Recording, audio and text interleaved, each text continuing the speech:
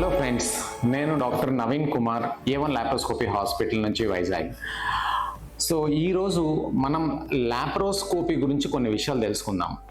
Laparoscopy అంటే ఏంటి అని, ఇది ఏ సందర్భాల్లోనే చేస్తాం, అసలు దీనివల్ల కలిగే ప్రయోజనాలు ఏంటి, ఇందులోనే ఏమైనా హానికరం ఉందా, అన్ని విషయాలు ఈరోజు తెలుసుకుందాం.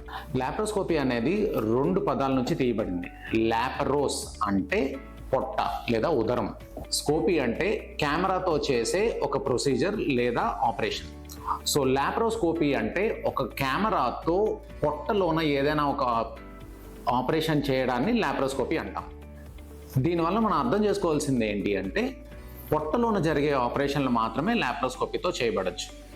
సో పొట్టలో ఉండే వివిధమైనటువంటి ఆర్గన్స్ అంటే పేగులు, స్టమక్, కొన్నిసార్లు లివర్ లేదా గాల్ బ్లాడర్, ప్యాన్క్రియాస్, జీర్ణ వ్యవస్థకు సంబంధించిన ఈ ఆర్గన్స్కి ఏదైనా ఆపరేషన్ చేయాలని ఉంటే లాప్రోస్కోపీ ద్వారా చేయొచ్చు.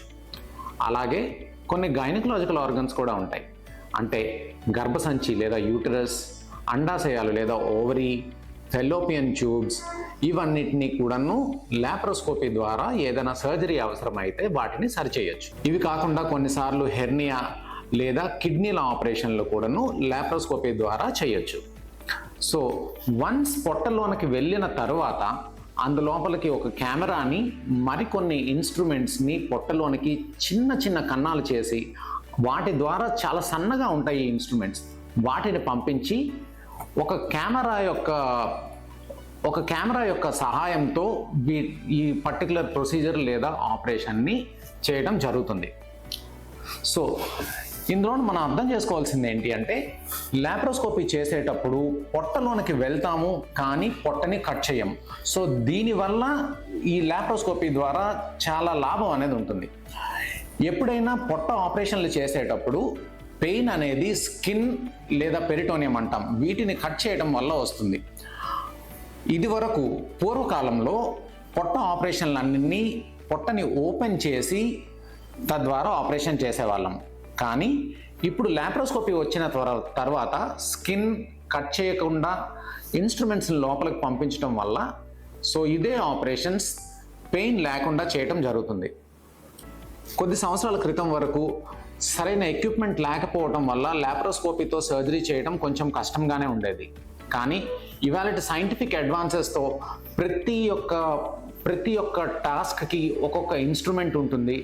ఆ పర్టికులర్ టాస్క్ని కంప్లీట్ చేయటం ద్వారా లాప్రోస్కోపీతోని సర్జరీస్ చాలా సేఫ్గా చేయటం, అంతేకాకుండా మన టార్గెట్ ఏదైతే ఉందో దానిని మాత్రమే కంప్లీట్ చేయటం, దీనివలన పేషెంట్ చాలా తొందరగా రికవర్ అవ్వడం అనేది చూస్తున్నాం.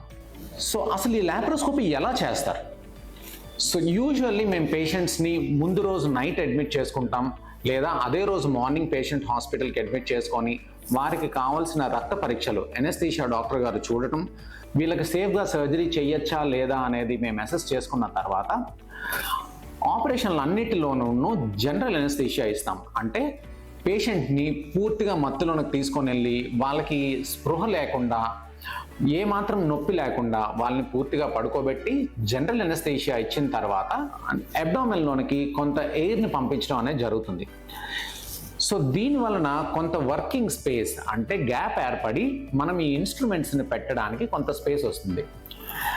వన్స్ ఇది చేసిన తర్వాత మనం సర్జరీ చేసి మళ్ళీ ఆ గ్యాస్ని రిమూవ్ చేయటం అనేది జరుగుతుంది.